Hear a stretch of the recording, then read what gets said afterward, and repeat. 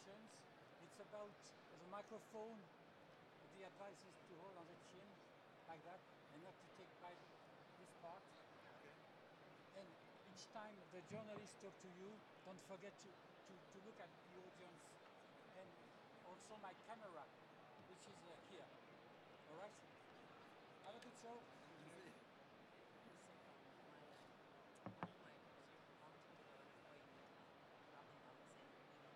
Robin, yes. Yes.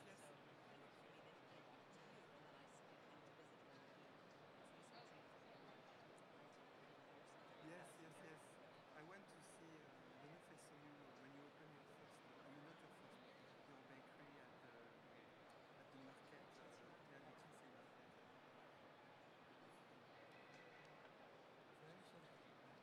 Michel, Mario, vous parlez français un peu, ouais.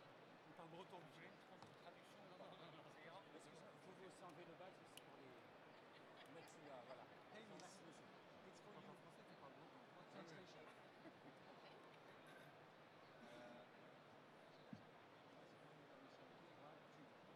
Merci. Thank you.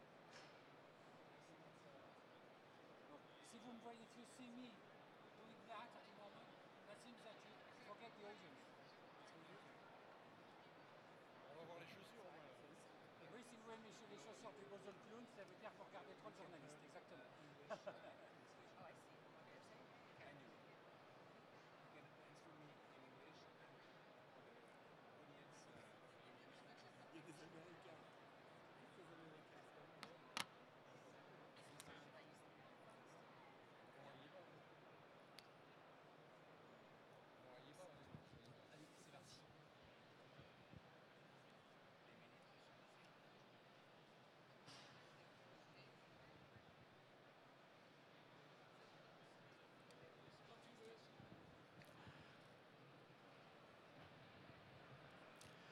Nous allons maintenant nous intéresser au marché américain, à la tendance du marché américain.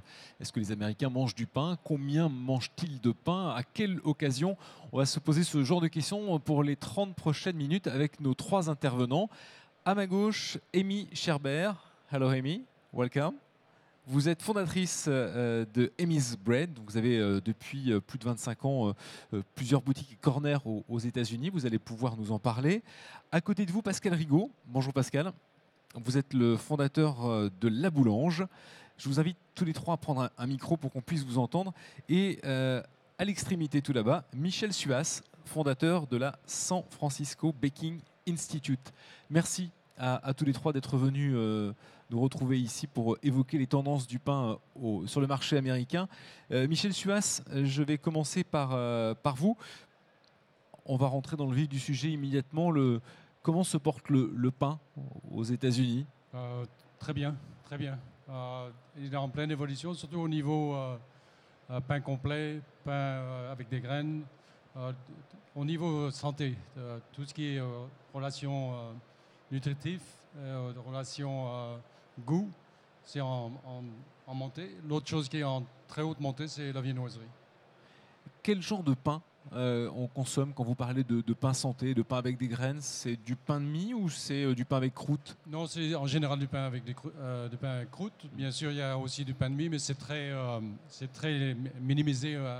Le pain, ce qu'on appelle le pain artisanal, c'est du pain qui est fait façonné et cuit comme on appelle les bâtards ici ou des baguettes. Amy, c'est ce que vous constatez aussi dans vos boutiques? C'est une demande de pain santé, on va dire ça comme ça? Healthy bread? Yes, over the years we've had many different whole wheat breads, and now I see them rising.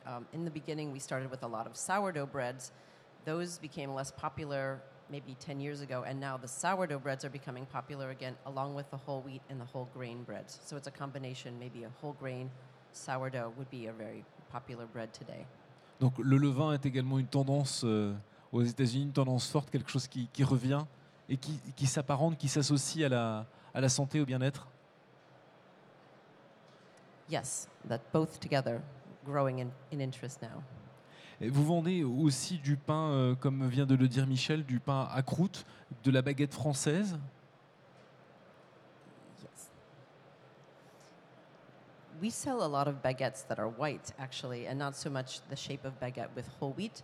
But our bread, we sell both retail and wholesale bread, and right now the wholesale business is growing in sandwich bread, so much sandwich bread. That's where we see a lot of interest in sandwich rolls and pan loaves and things like that. The home buyer is buying a very small loaf of bread or a dinner roll, not so much a big loaf of bread at all. It's like people eat smaller portions of bread and they might want a variety every day, but not big loaves anymore.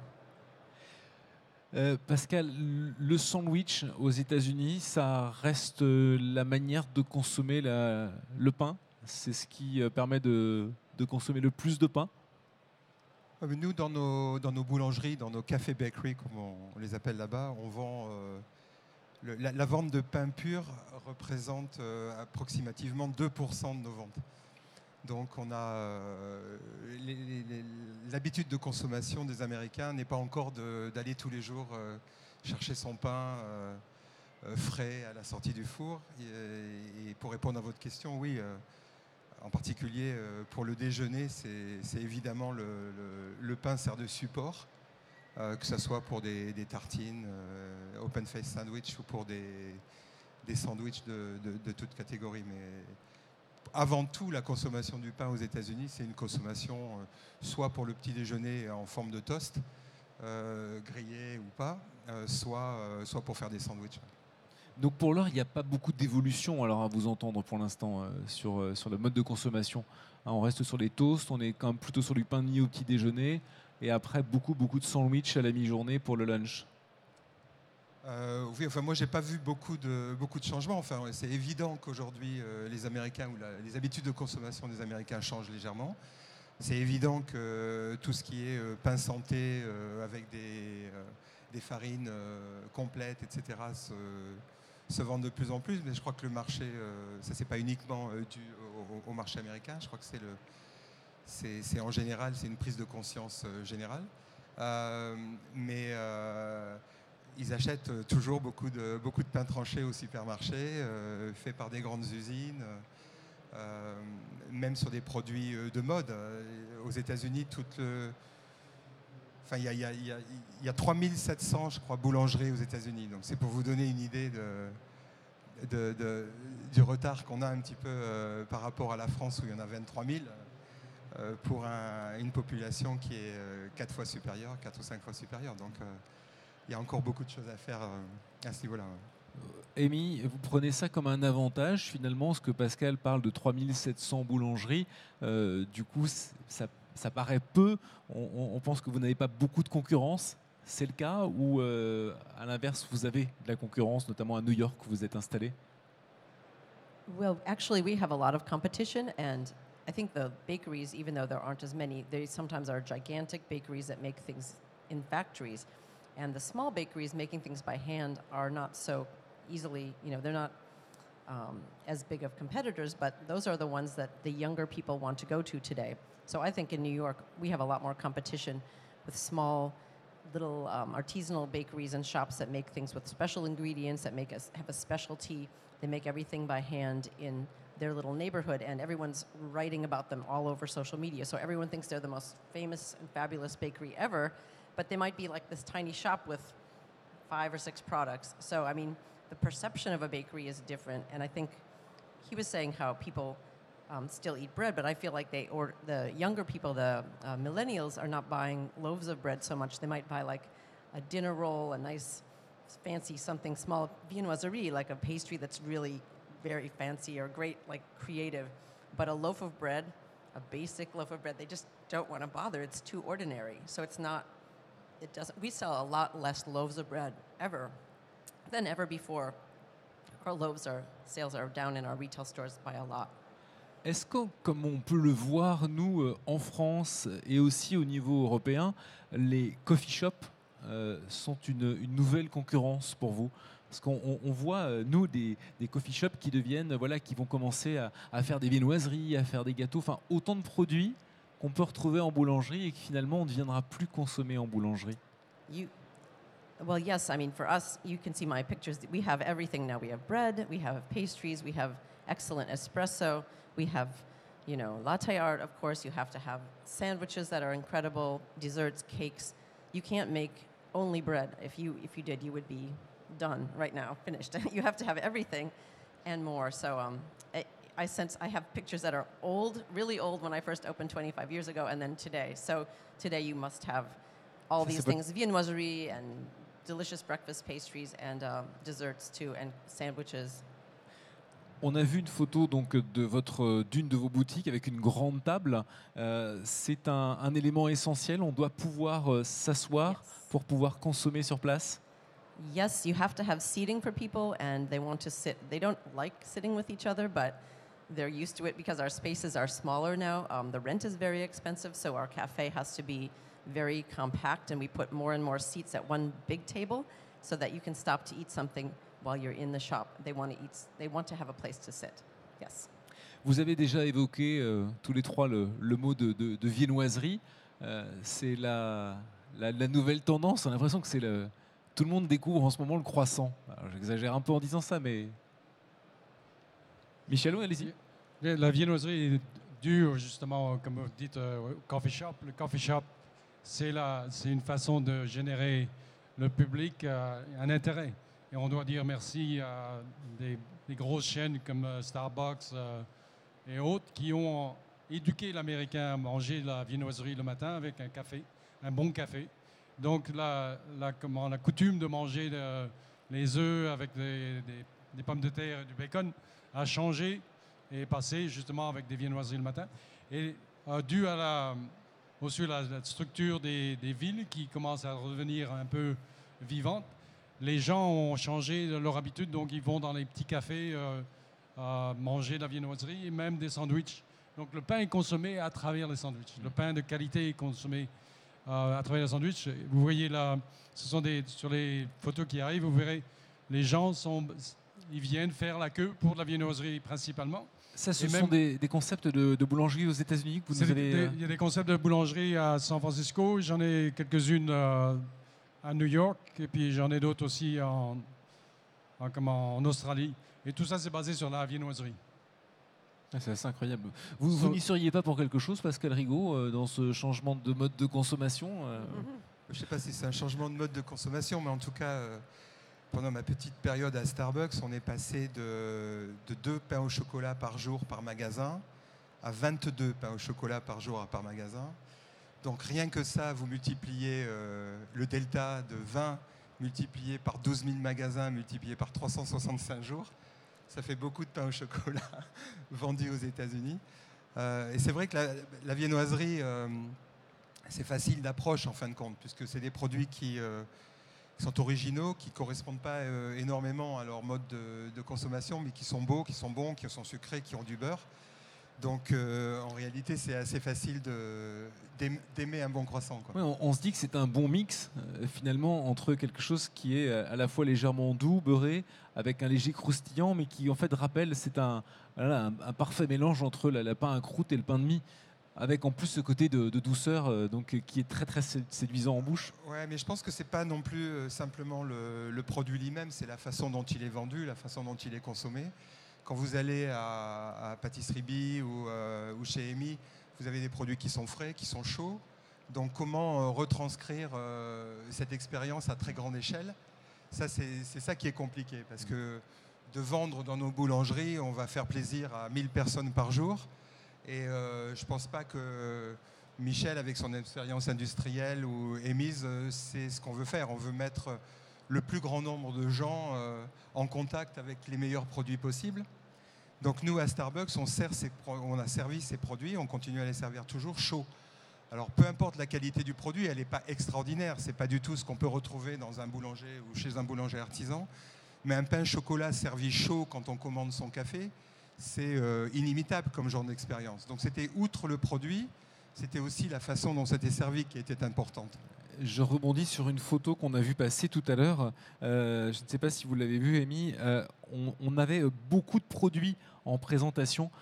C'est important, ça, d'avoir une grande diversité de produits, et on réfléchit beaucoup à la manière dont on les présente pour que ce soit appétant, pour que les gens aient envie de se servir, envie d'en manger plusieurs éventuellement.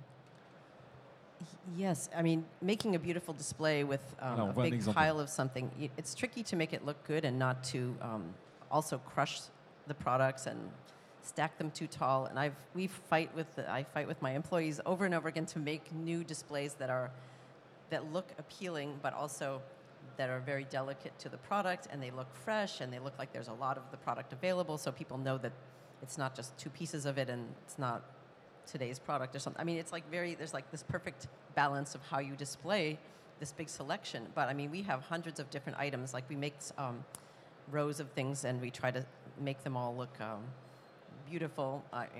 It's an endless challenge. It's an evolution. Every week, it's like, what can you do that's new? Because everyone wants something new. So I feel like we're constantly changing and looking and rearranging and how we do everything. C'est un juste équilibre et il faut trouver en fait finalement toujours une nouveauté. Ça, le public américain est très friand de nouvelles choses. Yes, people do love new things, and I think they like the experience. Michelle was talking a little bit about that, but like the cronut, for example, like people would go in a big line because it was the experience of going shopping for the cronut, eating the cronut, waiting for it, going to his shop where there's a big line and there's a wonderful kouign-amann or something that's delicious and it's something special. It's partly the experience of shopping for it. You don't want to just buy I mean, sometimes people are in a hurry, but there's also that interest in spending a little extra money, finding something really unique, and waiting for it so that you are completely satisfied. Comment est-ce que vous expliquez, parce que vous avez cité le cronut, le succès de Dominique Ancel, donc boulanger français qui est parti s'installer il y a une vingtaine d'années maintenant aux États-Unis, à peu près, et qui a fait un mélange, pour ceux qui ne le sauraient pas, entre le croissant et le kouign-amann, donc qui est un gâteau breton base de pâte à pain, de sucre et de beurre, voilà, et qui a fait donc le cronut, qui est un véritable succès. On a vu des photos des émissions de télévision où les gens faisaient la queue dès 7h le matin pour avoir leur cronut. Enfin, ce phénomène-là, il est resté unique cependant. Personne n'a réussi à le refaire depuis aussi. Ce phénomène, vous avez raison, il est unique, il a réussi. En fait, vous avez Cruffin aussi, qui est un truc... il y a les tacos croissants aussi. Il y a un tas de gens qui ont pris derrière pour essayer d'imiter ce qu'il avait fait. C'est un fait qu'il n'y a personne qui a réussi à faire autant que lui. Enfin, comme Amy disait, les kouign-amann, c'est un produit qui est vraiment développé sur le marché américain, qui fait qu'il a été un peu changé. Ce qu'il faut rajouter, bien que ce sont des produits très régionaux qui sont adaptés, par exemple, à la Bretagne, mais ce sont des produits qui doivent être aussi changés pour la consommation d'aujourd'hui. C'est-à-dire, autant que le kouign-amann, c'était un produit qui était dense et un peu sucré, le consommateur d'aujourd'hui ne va pas consommer ce produit-là parce que c'est trop sucré, c'est trop dense. Donc il faut travailler les produits pour le consommateur d'aujourd'hui. La spécialité n'existe plus. Il faut penser au consommateur. Donc un kouign-amann qui a été changé, il est beaucoup plus léger. Mais par exemple, à Bille, on vend 800 kouign-amann par jour, simplement sur un produit qui est bien détaillé. Et le croissant, toutes les photos qu'il y a sur les croissants, j'appelle ça des croissants travestis, c'est-à-dire il n'y a pas de limite là. L'Américain n'a pas de discipline, il n'est pas concerné, il va vers l'avant pour créer des choses qui sont uniques et quelquefois beaucoup plus à la portée du consommateur d'aujourd'hui. Plutôt que d'avoir un croissant qui est bon, c'est bon, mais un croissant avec de la banane ou du chocolat dedans porte un produit qui est supérieur. D'accord, donc on peut faire un more and more, quoi. Voilà. Et je regardais tout à l'heure sur une de vos photos, Amy, je voyais qu'il y avait de matières grasses en faible quantité. Les Américains, quand même, à l'opposé, on va dire, il y a les très gourmands et ceux qui font aussi attention, donc moins de sucre, moins de beurre, moins de matières grasses. So, yes, so people you have a little bit of both, but on a daily basis, they might eat a whole grain roll or they might eat something lower in fat. But then when they go out, they'll eat very fattening things, very indulgent, like completely not even the slightest bit healthy at all, and they wouldn't even care. It's just because it's something fun and delicious and it's an experience. So there's a disconnect between the two. Another thing, just to speak about viennoiserie, last weekend I think it was, I went to in New York there was a best croissant contest, and there were 15 bakeries that were the finalists that brought a croissant pain au chocolat that the judges looked at, and the judges were saying how maybe 10, 15 years ago, you could find a few bakeries that made viennoiserie, but now, like, there were 15 finalists, and there were many more bakeries in New York that make viennoiserie all the time. It's just expected that you'll find an excellent croissant, excellent pain au chocolat, excellent viennoiserie, along with all the bread in a bakery. So you have to keep on learning, and it was just interesting to see everyone's products were beautiful. They were excellent, excellent quality. Pascal Rigaud, on a évoqué beaucoup les viennoiseries, on a parlé du pain. J'aimerais qu'on termine par la pâtisserie, à proprement parler, comme nous on l'a. Est-ce que ça existe? Est-ce que on trouve des gâteaux comme nous on l'entend? Est-ce qu'il y a des concepts Je ne suis pas la bonne personne là, pour discuter de pâtisserie. La bonne personne, c'est Michel. C'est Michel. Michel. Non, la pâtisserie commence à se développer. La pâtisserie en général est consommée dans les restaurants. Et depuis un moment, il y a des chefs pâtissiers de restaurants qui se sont mis à monter des pâtisseries. Donc on voit de plus en plus la pâtisserie. Par contre, l'américain, il ne faut pas intimider l'américain avec des décorations trop sophistiquées. Ça va l'intimider, il ne va pas vouloir y toucher parce qu'il ne sait pas trop. Donc il faut faire des pâtisseries assez bonnes, avec des parfums très, très sobres et très comme la vanille, le chocolat, autres. Et si on va avec des parfums un peu trop en dehors de l'ordinaire, ils sont un peu hésitants. Donc c'est comme si on va voir un musée, puis il y a des tableaux avec une tache, on ne sait pas ce que faire avec. Donc c'est la même chose. Donc, mais c'est en montant. Par exemple, à Bee Pâtisserie, c'est 40% de notre vente. On vend à peu près des petits gâteaux. On en vend, disons, 300 par jour. Des petites portions. Quel type de petits gâteaux? Enfin, ce sont des entremets, des mousses? Non, ce sont c'est des petits gâteaux qui sont là, qui sont en vitrine. C'est à la portion, quoi. L'entremets, non, on n'en vend pas beaucoup. Non. On ne vend pas beaucoup d'entremets parce que amener un gâteau à la maison, c'est pas vraiment une partie de la culture. Mais par contre, venir... Ce qu'il faut faire avec les US, c'est faire un salon de thé, mais pas trop sophistiqué, de façon que les gens viennent manger un gâteau ou une viennoiserie et puis pour prendre un café. Le café de qualité est un accompagnement de la pâtisserie. Mais c'est définitivement en monte depuis 3 ans. D'accord, mais en tout cas, c'est pour l'instant une consommation, on va dire, sur place. Hein. Ouais. C'est pas, on n'emporte pas. Les gens emmènent quand même chez eux, mais moins que la consommation sur place. Ouais. Amy, quel type de pâtisserie vous servez? Vous servez des pâtisseries, un petit peu de pâtisserie dans vos boutiques? On a beaucoup parlé de viennoiserie, mais de gâteaux en tant que tel, comme nous on l'entend. So the French pastries, we don't make much of those. We tried doing some little tartlets with fresh fruit and with pastry cream and things like that, but we didn't sell as many as I would have liked to, because they were considered more French, really. So we ended up going back towards the more American items. We sell layer cakes, slices of cake, pie, all those all-American pastries, and that's what we've been known for over the years. And for us, that's really what's still very popular.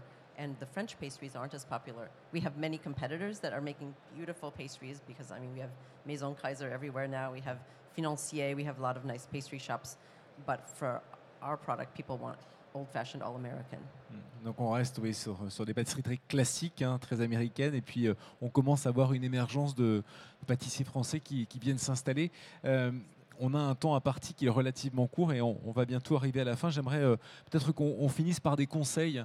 Vous qui connaissez parfaitement le marché américain, qui y travaillez, qui avez développé des business, qu'est-ce qu'on peut donner comme conseil aux professionnels français qui voudraient aujourd'hui se lancer sur le marché américain, alors que ce soit en boulangerie ou en pâtisserie? Pascal? Moi, je pense que d'abord, the future is bright. Hein. Le futur est assez incroyable aujourd'hui. Pour tout ce qui est boulangerie, pâtisserie, il y a le travail de fond a été fait, a été établi. Je pense qu'il y a de plus en plus de gens aux États-Unis qui se sont habitués et qui commencent à s'habituer à des produits de très bonne qualité. Donc je pense que s'il y a un moment pour y aller aux États-Unis, je pense que c'est maintenant qu'il faut le faire. Et voilà, mais il faut y aller avec cette espèce d'humilité, comme disait Michel, où il faut essayer effectivement de comprendre ce qu'ils veulent, ne pas avoir peur d'essayer d'adapter les produits et d'essayer de plaire au maximum de gens possible. Et nous, à la Boulange, par exemple, on n'a jamais appelé un produit en français. On l'a toujours appelé en anglais. On a essayé de faire en sorte que ça n'était pas intimidant non plus. Et puis essayer d'avoir un prix aussi qui corresponde à la possibilité au plus grand nombre des Américains de l'acheter. De ne pas partir là-bas forcément en disant on va faire un produit de très grand luxe, très très cher pour simplement les gens qui peuvent se l'offrir, mais pour essayer de démocratiser encore plus peut-être ce qu'on arrive à faire en France. Oui. Émilie, vous pouvez peut-être réagir sur ça, le prix, parce que je crois qu'on l'avait évoqué au téléphone ensemble quand on avait préparé cet entretien. Le prix, c'est important. Je crois que les prix doivent être revus un peu à la baisse pour... Yes. Well, pricing is important, and people do not want to spend too much on bread. They think bread is a cheaper product still. They think it's a commodity. I mean, it's never been as expensive as certain other products that people buy. Also, pastries, you have to keep your prices within a certain range that will bring back your customer or they'll complain. On the other hand, you're making it by hand, and you also have the minimum wage rising every year in New York a lot. And so that perfect balance of price and being able to survive and make a profit is very, very challenging. So we are very careful about our prices, but we have to keep on raising them because of how high the costs are in New York today. So, but also, as Pascal was saying, like, not making products not intimidating. We have all American names for things, and we try to make it accessible and approachable, and try to offer a few cheaper products and then some fancy premium products, so you can shop for anything in our store and you can afford it no matter who you are. Il faut essayer de s'adresser à tout le monde, et je perçois aussi dans ce que vous me dites qu'il faut absolument avoir une certaine humilité quand on arrive. C'est-à-dire qu'il est hors de question d'arriver avec les drapeaux français en disant on est arrivé, venez chez nous, ça va être formidable, on est les meilleurs pâtissiers du monde. Je pense qu'il y a une chose pour moi qui est cruciale, c'est que avant de partir aux États-Unis, il faut d'abord apprendre l'anglais, quoi. Et on oublie ça, la plupart du temps, on oublie les choses essentielles. Mais pour pouvoir réussir là-bas rapidement, je pense que c'est extrêmement important de faire l'effort quand on est en France, et en particulier aussi peut-être dans les unités de formation. C'est vraiment de mettre l'exergue sur l'apprentissage de l'anglais, mais de façon extrêmement sérieuse. De façon à ce que les gens, quand ils arrivent là-bas, ils sont immédiatement... ils ont beaucoup de possibilités de s'intégrer rapidement, quoi. Michel, un dernier mot, je vous laisse peut-être le dernier mot de conclure du conseil. Vous nous en avez déjà donné tout à l'heure, mais... Oui, c'est définitivement, il ne faut pas venir en cocorico. On arrive, on va tout convaincre, parce qu'il ne faut pas venir pour convertir les gens. Ils ont déjà une culture qui existe. Il faut s'adapter à la culture. Ce n'est pas parce qu'il n'y a pas des baguettes qu'on va les autres n'y ont pas passé. Donc le principal, c'est vraiment d'être flexible. Et aussi s'adapter à la matière première, parce que les matières premières sont un peu différentes. Ce n'est pas des mauvaises matières premières, mais par exemple la farine est beaucoup plus forte, le beurre est un peu différent. Donc il y a un tas de choses, mais surtout s'adapter au consommateur. Le consommateur, c'est lui qui va payer. Et si on vient avec... il ne faut pas non plus, il faut être humble, vraiment humble, parce qu'il y a vraiment de bons boulangers aux US aussi qui font d'excellents pains et d'excellentes viennoiseries qui peuvent mettre tout le monde en compétition sur des niveaux de qualité et d'authenticité, et aussi ils sont très créatifs de nouveau parce qu'ils n'ont pas de discipline. Donc l'avantage d'être français, bon, l'Américain a un certain amour pour les produits français, et il ne faut pas se reposer simplement sur ça. Merci à tous les trois. On va donner la possibilité au public de poser des questions. Si quelqu'un souhaite interroger l'un des intervenants, vous pouvez le faire. Il vous suffit juste de lever la main et on vous apportera un micro pour qu'on puisse entendre votre question. Profitez-en, vous avez 3 experts du marché américain. Si vous avez la moindre question...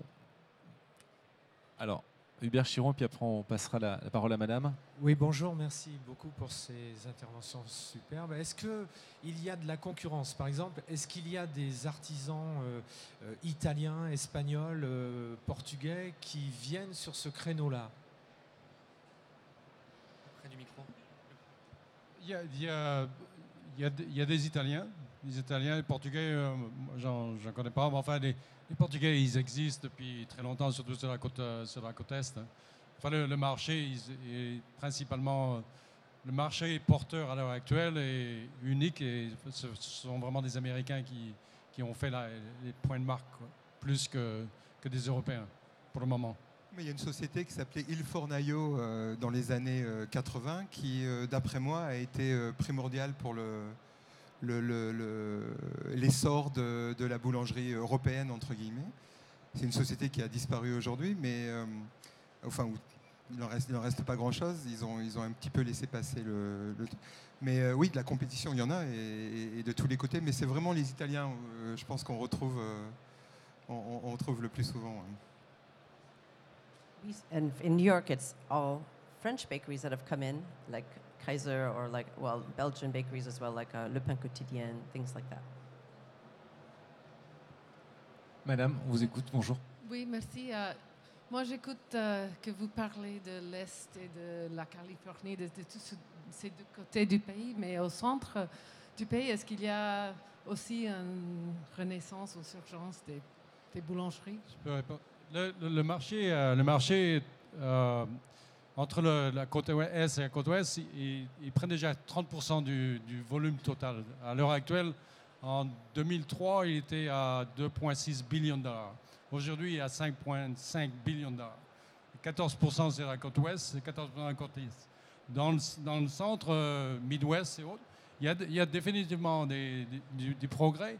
Et la raison qu'il y a du progrès sur les boulangeries de qualité et autres, c'est parce que l'immobilier a forcé les gens à se déplacer. Parce que sur la côte ouest, côte est, l'immobilier est très cher.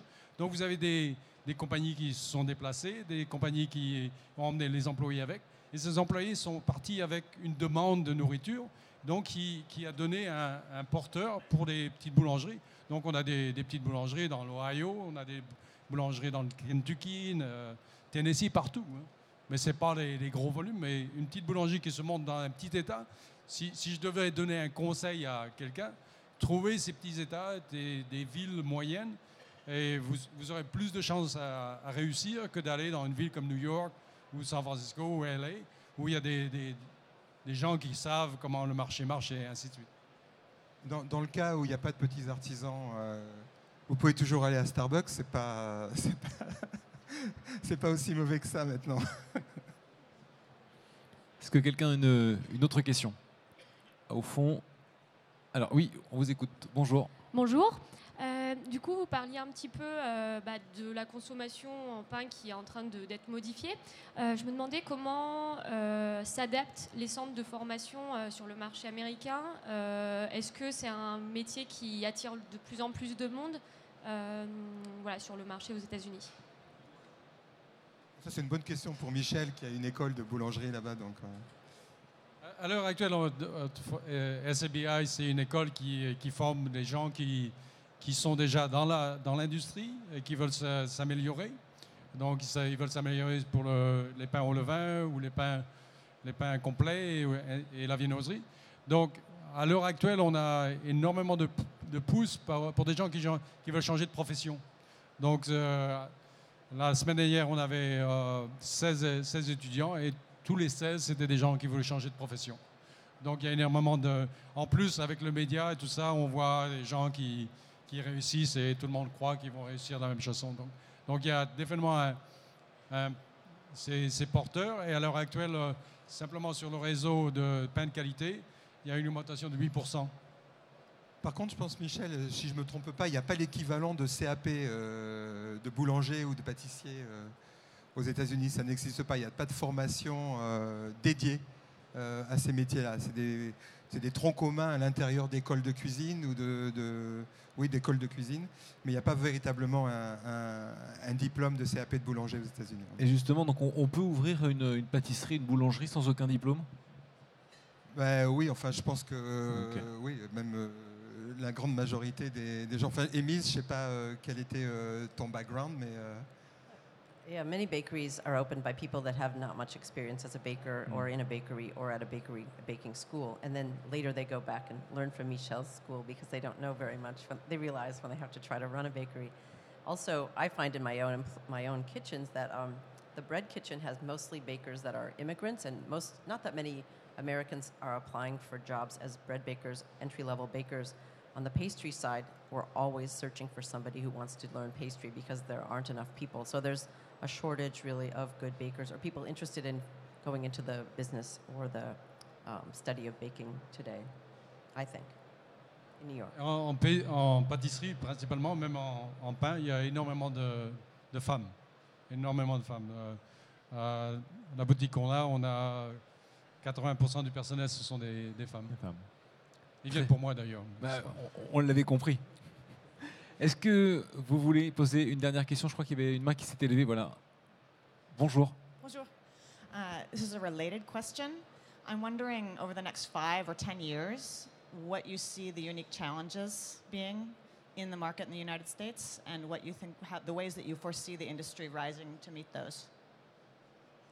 For me, I think because we make everything by hand and the prices of wholesale products are so low, it's very tricky to manage to make everything that way. And so to learn to mechanize some parts of your production with great quality equipment is something that I think bakeries have to learn to do, even though they don't want to, in order to survive in the marketplace, because it is so competitive with pricing, and rent is very expensive and labor is very expensive now. Moi, je ne sais pas si on peut appeler ça des challenges, c'est des vraies opportunités. Hein. Au contraire, c'est comment arriver à, d'abord, dans un premier temps, avoir une base de boulangerie artisanale qui tienne la route. Je pense que la qualité de ces boulangeries artisanales est importante. Donc il faut essayer toujours d'avoir des bons produits à ce niveau-là. Autrement, les gens ont une expérience qui ne correspond pas à ce qu'on veut donner de nos produits. Et ensuite, la deuxième échéance, c'est essayer d'apporter ces produits-là à très grande échelle. Et comme disait Amy, c'est comment est-ce qu'on peut arriver à trouver le juste milieu entre un artisanat de qualité et une industrialisation de qualité également. Merci, on va être obligé de s'arrêter là. Ces échanges étaient passionnants. Merci à vous d'être restés durant ces presque 40 minutes maintenant. Et merci à nos 3 interlocuteurs d'avoir fait le déplacement depuis les États-Unis.